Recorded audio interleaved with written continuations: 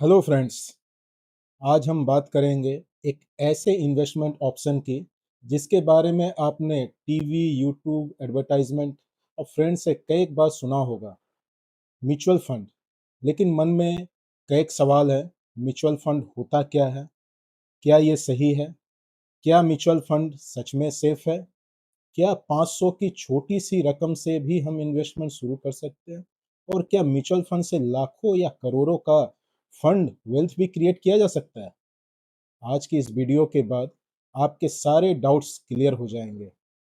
तो फ्रेंड्स, इस वीडियो में अंत तक बने रहें बिना स्किप किए हुए, ताकि आप जान पाए एक अच्छा म्यूचुअल फंड कैसे चुन सकते हैं और उससे जुड़े हुए रिस्क को कैसे कम किया जा सकता है।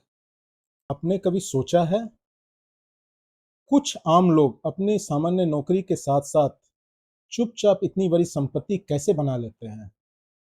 हर महीने सिर्फ 500 रुपए इन्वेस्ट करने की एक छोटी सी आदत समय के साथ साथ कैसे तेजी से बढ़ के लाखों में बदल जाती है?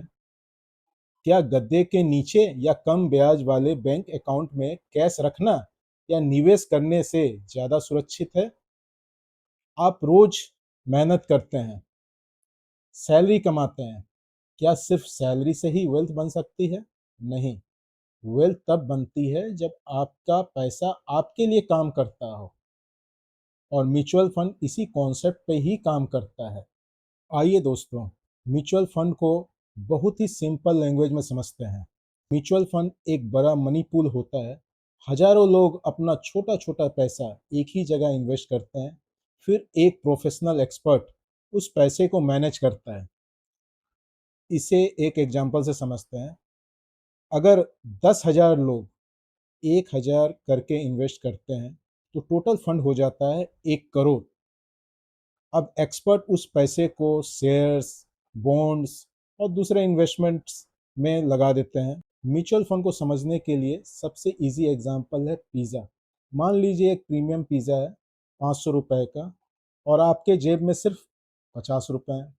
तो आप क्या करते हैं, आप अपने 9 दोस्तों को बुलाते हैं और सबको बोलते हैं इसमें बराबर 10% का पार्टनरशिप के लिए। तो पिज़्ज़ा को पहले 10 हिस्सों में काटा जाता है, 10 स्लाइस बनाया जाता है, सबको एक एक स्लाइस मिल जाता है।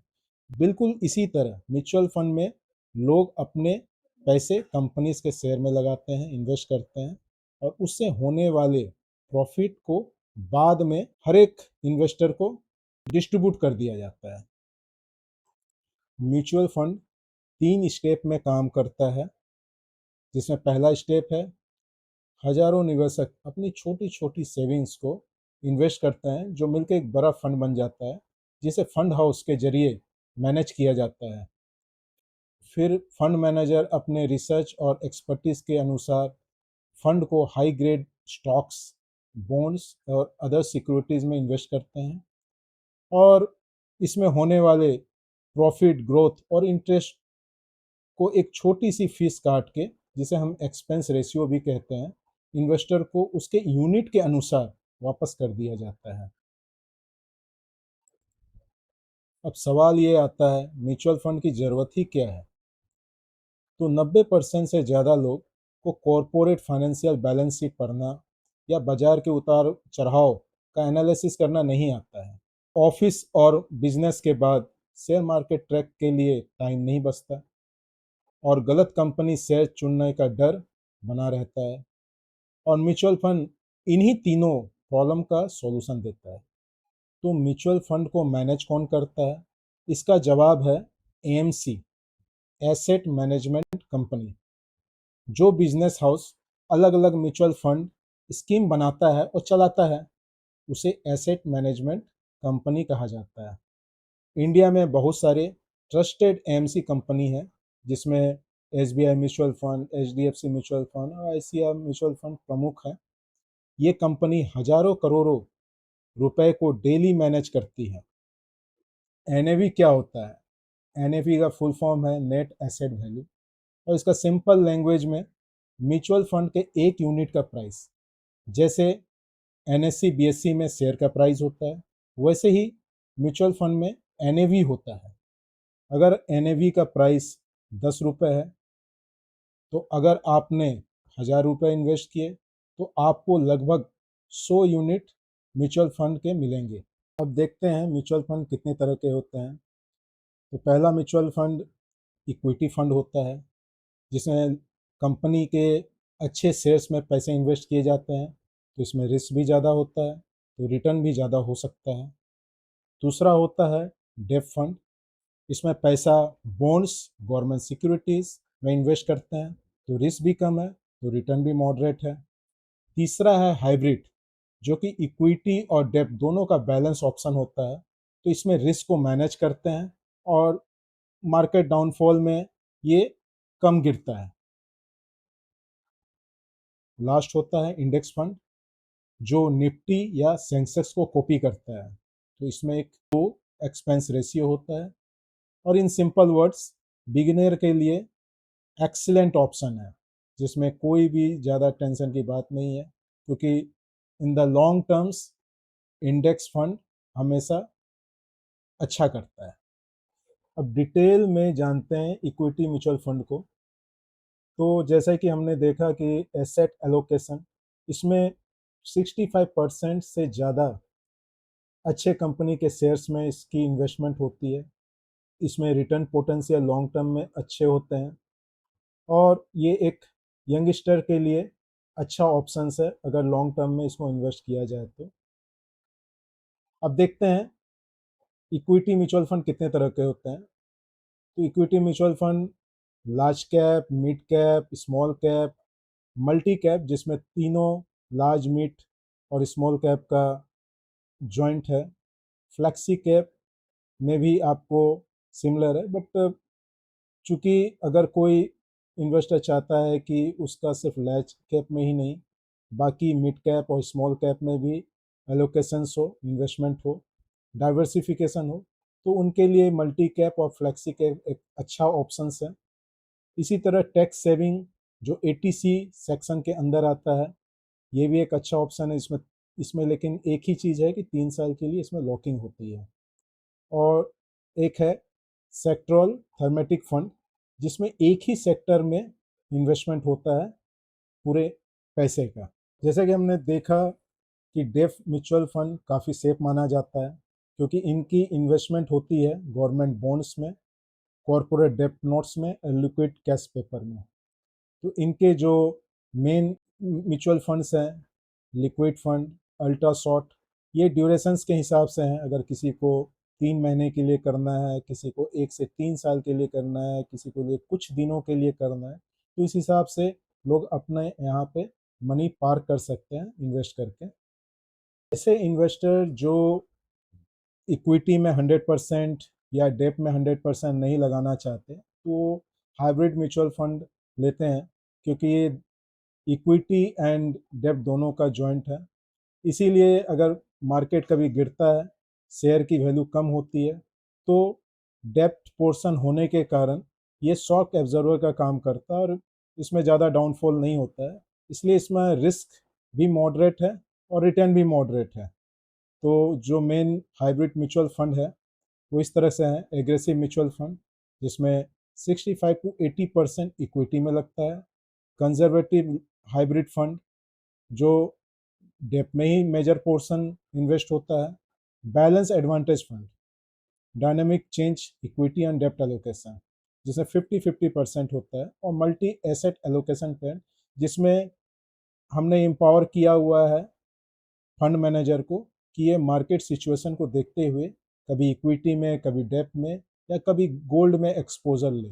अगर कोई इन्वेस्टर नया है और उसे दिमाग नहीं लगाना है, तो सबसे अच्छा होगा वो निफ्टी इंडेक्स फंड में इन्वेस्ट करें। इसमें बहुत तरह के इंडेक्स फंड होते हैं, निफ्टी 50, निफ्टी नेक्स्ट 50। बेसिकली ये निफ्टी 50 और बीएससी को फॉलो करता है और हमारे लेजेंडरी इन्वेस्टर वॉरेन बफेट ने भी इसको रिकमेंड किया है। इसमें लो मेंटेनेंस कॉस्ट होता है, जिससे कि हमारा एक्सपेंस रेशियो काफ़ी कम हो जाता है। Simple Jordan free portfolio structure होता है और इसमें फंड मैनेजर की गलती होने के चांस भी नहीं होते हैं। अब समझते हैं मार्केट कैप के हिसाब से म्यूचुअल फंड को। तो इसमें 3 होते हैं, लार्ज कैप, मिड कैप और स्मॉल कैप। तो कंपनी जो 1 से लेके 100 के बीच बड़ी कंपनियां होती है, वो बेसिकली लार्ज कैप में आती है। 101 से 250 के बीच में जो कंपनीज होती है, बड़ी कंपनियां, वो मिड कैप में आती है। और 250 के बाद जितनी कंपनी बचती है, वो स्मॉल कैप में आती है। रिस्क लार्ज कैप का कम होता है, मिड कैप का मॉडरेट होता है, स्मॉल कैप का हाई रहता है। इसी तरह वॉलेटाइल भी लार्ज कैप कम होता है, इसमें फ्लक्चुएशंस कम होते हैं, बहुत ज़्यादा फॉल भी नहीं होता, बहुत ज़्यादा इमीडिएट रैपिडली राइज भी नहीं होता है इसके shares. Mid cap medium pace पे चलता है, और उसी जगह स्मॉल कैप ड्रास्टिकली फॉल भी होता है, बहुत तेज़ी से हाई भी होता है। अब लॉन्ग टर्म पोटेंशियल रिटर्न की बात करें तो लार्ज कैप में 10 से 12%, 14% तक मिल जाता है। मिड कैप में 12 से 16%, कभी कभार मार्केट बहुत अच्छा रहा तो उससे भी ऊपर मिल सकता है। और स्मॉल कैप में 18% से ऊपर ही मिलता है, 18 से 25% भी हो जाता है अगर मार्केट बहुत अच्छी तरह से परफॉर्म कर रहा हो तो। अब ग्रोथ पोटेंशियल देखें तो ग्रोथ पोटेंशियल में लार्ज कैप में मॉडरेट रहता है, जैसे कि मैंने बताया, बहुत ज़्यादा हाई नहीं जाता, बहुत ज़्यादा डाउन भी नहीं जाता, तो मॉडरेट रिटर्न हमें मिलता है। मिड कैप वो होती है जो आने वाले समय में पोटेंशियल रखती है लार्ज कैप बनने की, इसलिए इसमें अच्छा ग्रोथ पोटेंशियल होता है। उसी तरह स्मॉल कैप कंपनीज होती है जो आने वाले समय में उसी स्मॉल कैप में से कुछ कंपनी मिड कैप में आ जाती है और बाद में फिर लार्ज कैप में भी आ सकती है, इसलिए इसमें काफ़ी ग्रोथ पोटेंशियल हाई रहता है। अगर इन्वेस्टमेंट हॉरिजॉन की बात करें तो लार्ज कैप में 5 साल से ऊपर, मिड कैप में 7 साल से ऊपर, और स्मॉल कैप में 10 साल से ऊपर। अब किसके लिए कौन सा सुटेबल है? बिगिनर्स के लिए अगर देखा जाए तो लार्ज कैप सुटेबल माना जाता है, मिड कैप भी समहाउ है, बट स्मॉल कैप नहीं है प्रिफरेबल, क्योंकि इसमें रिस्क ज़्यादा है। अगर बिगिनर ने म्यूचुअल फंड में लगाया और उसी टाइम मार्केट में कुछ गलत न्यूज़ आया और मार्केट डाउनफॉल में गया, तो उसे लगेगा कि मार्केट ऐसा ही है, इसका परफॉर्मेंस ऐसा ही चलता है, मेरा पैसा नुकसान हो गया। तो बेसिकली एक नए इन्वेस्टर को जो सजेस्ट किया जाता है, इसी तरह से किया जाता है कि 60% की जो उनकी इन्वेस्टमेंट है, जैसे अगर किसी के पास 10,000 रुपये हैं तो वो 6,000 रुपये अपना लार्ज कैप में लगाए, और उसमें भी अगर इंडेक्स कैप में लगा सके तो 25% वो मिड कैप में लगाए, मिड कैप म्यूचुअल फंड्स में लगाए, और balance 15% small cap mutual funds में लगाए। तो ये एक बैलेंस देगा, स्टेबिलिटी और ग्रोथ देगा। अगर कभी मार्केट डाउनफॉल भी होगा तो बहुत ज़्यादा गिरेगा भी नहीं, और बहुत अप भी होगा तो बहुत ज़्यादा रिटर्न भी नहीं है, तो रिस्क जितना रिटर्न उतना। एसआईपी क्या होता है? एसआईपी का फुल फॉर्म है सिस्टमेटिक इन्वेस्टमेंट प्लान। ये म्यूचुअल फंड का सबसे पावरफुल फीचर्स है। अगर आप महीने के एक फिक्स अमाउंट अपने कंफर्ट के हिसाब से जो भी हो, 500, 1000, 5000 देना चाहे तो इसमें दे सकते हैं। इसमें आपको एनएवी का एवरेज मिलता है, क्योंकि जब कीमत बढ़ती है तो आपको कम यूनिट मिलता है, और जब बाज़ार गिरती है तो ज़्यादा यूनिट मिलता है, इसलिए आपको एवरेजिंग का फ़ायदा मिलता है यहाँ पे। और सबसे इम्पोर्टेंट चीज़ है, आपको बहुत लमसम अमाउंट की ज़रूरत नहीं होती, आप छोटे से अमाउंट से भी इसे शुरू किया जा सकता है। मान लीजिए आप 5,000 पर मंथ के हिसाब से एसआईपी करते हैं, और उसका रिटर्न हम एक्सपेक्ट करते हैं 12%, तो 20 साल में आपने टोटल कैपिटल जो इन्वेस्ट किया वो 12 लाख होता है, लेकिन आपका जो वेल्थ क्रिएशन होता है वो 38 लैक्स हो जाता है। यानी टोटल आफ्टर 20 ईयर्स आपका जो वेल्थ हो जाता है वो 50 लाख का हो जाता है। अब ये होता कैसे है? इसमें आपको कंपाउंडिंग का मैजिक होता है, जो कि हम आगे देखेंगे। तो जैसा हमने पीछे देखा कि 12 लाख इन्वेस्ट करके आपका 20 ईयर्स में आपका वेल्थ 50 लैक्स के हो गया। वो होता कैसे है? अगर आप डिसिप्लिन, पेशेंस और लॉन्ग टाइम पीरियड को ध्यान में रखते हुए इन्वेस्ट करते हैं तो कंपाउंडिंग रिटर्न मिलता है। और आपके पहले से कमाए गए प्रॉफिट पे प्रॉफिट मिलता है, जिससे बाद के चरणों में तेजी से बढ़ती है, जिसे हम एक्सपोनेंशियल कर्व कहते हैं। म्यूचुअल फंड में पेमेंट करने के दो तरीके होते हैं, एक है एसआईपी, दूसरा है लमसम। एसआईपी मतलब सिस्टमेटिक इन्वेस्टमेंट प्लान, जैसे कि हमने पिछले देखा। इसमें हम महीने में, हफ्ते में इसको पेमेंट कर सकते हैं, और लमसम पूरे एक बार में आपके पास पैसा हो तो एक बार में हम पेमेंट देते हैं। इसमें मंथली देने की कोई ज़रूरत नहीं होती है। एसआईपी में रिस्क कम रहता है, क्योंकि इसमें आपको मार्केट के राइज और फॉल दोनों का इम्पैक्ट मिलता है और आपका एनएवी एवरेज हो जाता है। जबकि लमसम में अगर मार्केट अप रहा तो मे बी आपको रिस्क होगा, लेकिन अगर वही मार्केट डाउन में आपने लमसम पैसे लगाए हैं तो आपको अच्छा प्रॉफिट भी मिल सकता है। एसआईपी एक छोटे इन्वेस्टमेंट से शुरू किया जा सकता है, 500 100 रुपए से भी, बट लमसम में 1000 रुपए मेनली हर एक म्यूचुअल फंड लेती ही लेती है। और एक सैलरीड पर्सन जिनके मंथली सैलरी से घर चलता है, उनके लिए एसआईपी एक अच्छा ऑप्शंस होता है। बट अगर किसी को किसी तरह का कहीं से अच्छे पैसे आए हैं दिवाली में, या कहीं से लॉटरी में, या कहीं से भी किसी तरह का अच्छा पैसा है उसके पास और वो इन्वेस्ट करना चाहते हैं, तो लमसम में भी वो म्यूचुअल फंड में इन्वेस्ट कर सकते हैं। और म्यूचुअल फंड को कितने म्यूचुअल फंड हो तो हमने देखा ही, तो आपको कोई भी म्यूचुअल फंड जो आपके हिसाब से, आपके रिस्क के हिसाब से आपको ठीक लगता हो, आप उसमें इन्वेस्ट कर सकते हैं लमसम अमाउंट पे। अब देखते हैं म्यूचुअल फंड के कुछ बेनिफिट्स। से पहला है, आपके म्यूचुअल फंड को मैनेज करने के लिए एक हाईली स्किल प्रोफेशनल होता है। सेकंड, आपके फंड को डिफरेंट सेक्टर में एलोकेट किया जाता है, जिससे कि आपको डाइवर्सिफिकेशन पूरी तरह से मिलती है। आपको बड़े अमाउंट की ज़रूरत नहीं होती, आप छोटे अमाउंट से भी अपना इन्वेस्टमेंट शुरू कर सकते हैं। और सबसे इम्पोर्टेंट, अगर आपको कभी पैसे की ज़रूरत पड़ती है तो बहुत ईज़िली ये लिक्विडेट हो जाता है। आप जब चाहें इन्वेस्टेड किए हुए मनी को निकाल सकते हैं। और इसी के कारण करोड़ों इंडियंस म्यूचुअल फंड को इतना पसंद करते हैं और इन्वेस्ट करते हैं। Mutual fund completely risk free नहीं होता है, इसमें भी कुछ रिस्क हैं। जैसे कि मार्केट गिर रहा होता है तो म्यूचुअल फंड भी टेम्परेरी गिर सकता है, उसकी एनएवी वैल्यू भी कम हो सकती है, और आपका इन्वेस्ट किया हुआ मनी का रिटर्न कम हो सकता है। इसीलिए म्यूचुअल फंड को लॉन्ग टर्म प्रोस्पेक्ट पे देखने की ज़रूरत होती है। डेब्ट म्यूचुअल फंड रिस्क भी central bank interest rate volatile से जुड़ा हुआ है। और सेक्टोरियल, जिसे हम थर्मेटिक फंड म्यूचुअल फंड भी कहते हैं, जो एक ही सेक्टर यानी bank sector, auto sector, IT sector में निवेश करता है, उस सेक्टर में गिरावट का बड़ा रिस्क होता है। इसीलिए कभी सेक्टोरियल और थर्मेटिक फंड, जब तक उसके बारे में अच्छी तरह से पता ना हो, इन्वेस्ट ना करें, क्योंकि वो कभी साइकिल में चलता है। 2 साल 3 साल अच्छा चलेगा, फिर 1-2 साल कम रिटर्न में चलेगा।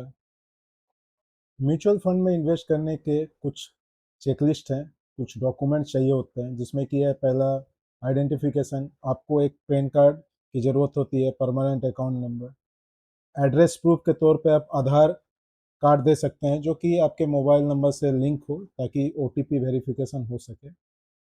बैंक अकाउंट नंबर, जिससे कि मंथली पे आउट हो, और अगर आपने डिविडेंड म्यूचुअल फंड ऑप्शन चुना हुआ है तो आपको डिविडेंड भी मिलता है। और केवाईसी कंप्लायंस हो, आजकल बहुत इजीली ये ऑनलाइन हो जाता है। म्यूचुअल फंड में इन्वेस्ट करना बहुत ही इजी हो गया है। 10 मिनट में ऑनलाइन से आप इसको इन्वेस्ट कर सकते हैं। बहुत सारे ऐप हैं, जैसे कि grow app, Zerodha app, ET money app. लेकिन जब भी आप इन्वेस्ट करें म्यूचुअल फंड में, डायरेक्ट प्लान को लें, ना कि रेगुलर प्लान। इससे क्या होगा कि आपका एक्सपेंस रेशियो कम लगेगा, और वही एक्सपेंस रेशियो सीधा आपके टोटल वेल्थ पे इम्पैक्ट डालेगा। जैसे कि अगर आपको आज एक्सपेंस रेशियो मान के चलिए कि रेगुलर में 1% है, तो वही डायरेक्ट में आपको 0.8% होगा। और 0.25% लॉन्ग टर्म में काफ़ी बड़ा अमाउंट होता है, जो कि बचेगा, आपका सेविंग में जाएगा, और वो आपके वेल्थ जनरेशन में आपको सपोर्ट करेगा। म्यूचुअल फंड सेलेक्ट करते समय कुछ बातों का ध्यान रखें, जैसे कि फंड हाउस का एएमयू कितना है, एसेट अंडर मैनेजमेंट, मतलब कि अगर जिसमें फंड साइज ज़्यादा हो, यानी कस्टमर का भरोसा ज़्यादा है, ज़्यादा कस्टमर ने उसमें इन्वेस्ट किया हुआ है, एक्सपेंस रेशियो कम हो तो अच्छा है, और historical track data past 3-5 years में उस म्यूचुअल फंड ने कैसा परफॉर्मेंस दिया हुआ है, कैसा ट्रैक रिकॉर्ड है, तो वो भी जानना बहुत ज़रूरी है। और फंड मैनेजर परफॉर्मेंस जो उस फंड हाउस को चलाते हैं और आपके पैसे को मैनेज करते हैं, उसका परफॉर्मेंस कैसा रहा है। तो मेनली आपको सिर्फ रिटर्न नहीं देखना है, आपको इसका रिस्क लेवल भी देखना है, किस तरह के रिस्क है उस म्यूचुअल फंड के साथ आने वाले समय में या एग्जिस्टिंग में। तो सिर्फ हाईएस्ट रिटर्न के चक्कर में मत पड़े, अच्छी तरह से इन्वेस्टिगेट करके, अच्छी तरह से म्यूचुअल फंड को देख के ही लें, ताकि आने वाले समय में आपका वेल्थ अच्छा क्रिएट हो पाए। सबसे कॉमन मिस्टेक्स जो बहुत सारे इन्वेस्टर करते हैं, गोल के बिना इन्वेस्ट करना, एक साल के परफॉर्मेंस के बेस पे एग्जिस्टिंग स्टार म्यूचुअल फंड को सेलेक्ट कर लेना और जल्दी प्रॉफिट के इंतज़ार में रहना, शेयर मार्केट फ्लक्चुएशन से डर के एसआईपी को बंद कर देना, और free online social media tips को फॉलो करना। कुछ मिथ गलतफहमियां लोगों के मन में रहता है। पहला जैसे है कि म्यूचुअल फंड से हमें गारंटीड कैपिटल रिटर्न मिलेगा ही, जबकि सच ये नहीं है। म्यूचुअल फंड पर मार्केट का असर होता है, पोर्टफोलियो की सभी वैल्यूज़ में उतार चढ़ाव मार्केट के ओवरऑल परफॉर्मेंस के आधार पर ही होता है। दूसरा है, म्यूचुअल फंड सिर्फ अमीर लोगों के लिए है, बिल्कुल गलत। जैसे कि मैंने बताया कि म्यूचुअल फंड आप 500 रुपये से भी शुरू कर सकते हैं, तो इसके लिए कोई बड़ी रकम नहीं चाहिए, बड़ा अमाउंट नहीं चाहिए। म्यूचुअल फंड में भी टैक्स लगता है, इसलिए हर एक इन्वेस्टर को इन्वेस्ट करने से पहले टैक्स को अच्छी तरह से समझ लेना चाहिए। जैसे कि यहाँ short term capital gain and long term capital gain, जो इन्वेस्टर एक साल से कम में अपने पैसे को निकाल लेता है, तो उसे शॉर्ट टर्म कैपिटल गेन लगता है, टैक्स लगता है। और अगर कोई इन्वेस्टर अपने इन्वेस्ट किए हुए पैसे को एक साल से ऊपर रखता है और उसके बाद निकालता है, तो उसमें लॉन्ग टर्म कैपिटल गेन लगता है। चूँकि लॉन्ग टर्म कैपिटल गेन में टैक्स कम लगता है, तो इसलिए आपको उसका फ़ायदा मिलता है। तो समझते हैं म्यूचुअल फंड में कौन इन्वेस्ट कर सकता है। जैसे कि मैंने बताया कि इसमें कोई भी इन्वेस्टर कम पैसे में इन्वेस्ट कर सकता है, इसलिए वो चाहे स्टूडेंट हो, ऑफिस एम्प्लॉयज़ हो, बिजनेस ओनर्स हो, हाउस मेकर्स यानी हाउस वाइफ्स हो, तो इसमें सारे लोग इन्वेस्ट कर सकते हैं जिनको थोड़ा सा भी शेयर मार्केट म्यूचुअल फंड के बारे में जानकारी है, वो इसमें इन्वेस्ट कर सकते हैं। जैसे कि हमने आगे समझा कि इन्वेस्टमेंट करने से पहले हमें अपना गोल क्लियर होना चाहिए कि हम किस गोल के अगेंस्ट में अपना वेल्थ बनाना चाहते हैं।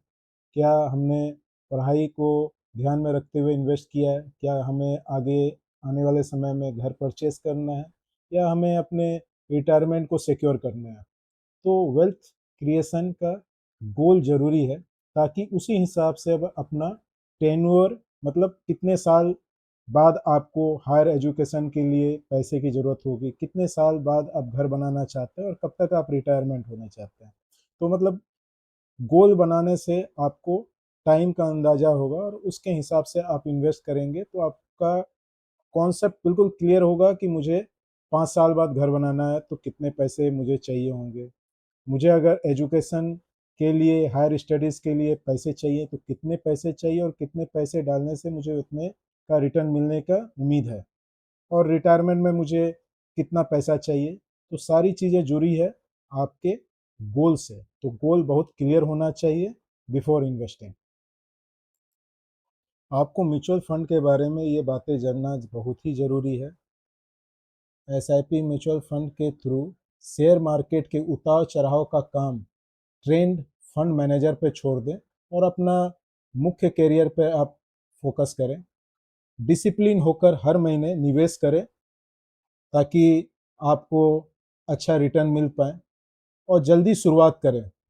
जितना जल्दी आप शुरू करेंगे कंपाउंडिंग के बेनिफिट का फ़ायदा उठाएंगे और आपका वेल्थ उतना ही अच्छा जनरेट कर पाएंगे। तो दोस्तों याद रखिए, म्यूचुअल फंड कोई मैजिक नहीं है। ये ओवरनाइट किसी को अमीर नहीं बना सकता, ये कोई फॉर्मूला नहीं है।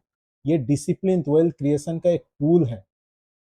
तो आज हमने क्या क्या सीखा, म्यूचुअल फंड क्या होता है, एसआईपी क्या होता है, कितने तरह के कैप्स होते हैं, large cap, mid cap, small cap, fund कैसे सेलेक्ट करें और कॉमन मिस्टेक जो जनरली सारे इन्वेस्टर करते हैं उससे कैसे बचने चाहिए। तो उम्मीद है दोस्तों आज का वीडियो आपको अच्छा लगा होगा और आपने म्यूचुअल फंड के बारे में काफ़ी जानकारी ली होगी। अगर आपको कुछ डाउट है तो आप मुझे कमेंट में भेज सकते हैं। तो बताएं आपने किस म्यूचुअल फंड में इन्वेस्ट किया हुआ है और कैसा रिटर्न आपको मिल रहा है। सो दोस्तों, अगर आपको मेरा वीडियो अच्छा लगा हो, पसंद आया हो, तो इसे शेयर करें, लाइक करें एंड चैनल को सब्सक्राइब करना ना भूलें। Thank you very much. मिलते हैं नेक्स्ट वीडियो में।